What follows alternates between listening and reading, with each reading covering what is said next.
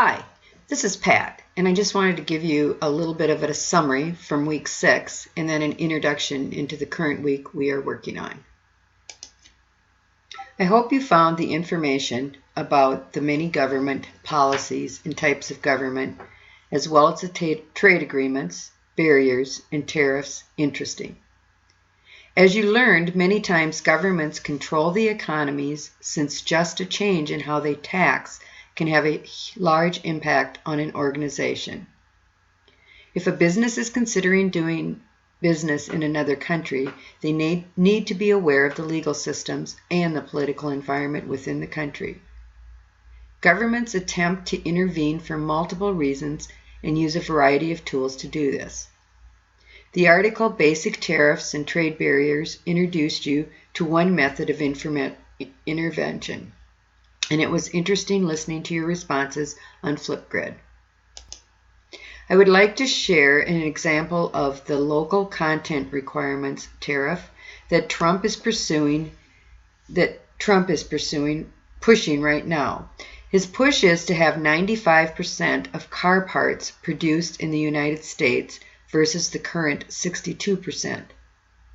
Basically, if an automobile produced in Mexico is to cross the borders into the United States tax-free, a certain percentage of the components have to come from North America or the United States. This is actually part of the NAFTA agreement, which is in the news every day and was referred to in the current event. So just something to think about, that while we think this is global e-commerce, much of this is occurring right now in the United States. This week, you begin to explore social media, which is used as a tool to promote products. The discussion from your textbook is about social networks and their internet usage. You want to start reading about this since you need to know which social sites are being used and by whom before you can delve into the social media aspect. Just knowing about how much advertising revenue these sites generate is almost mind-boggling.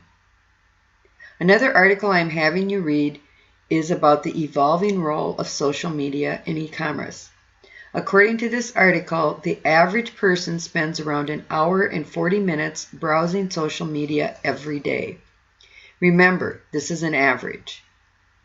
The other point in the article was about the use of apps and how ease of use is very important to the follow-through purchase, meaning people will not buy if the app is too complicated. Think about it. Have you ever not purchased something for that very reason? Do you use Amazon? Are you an Amazon Prime member?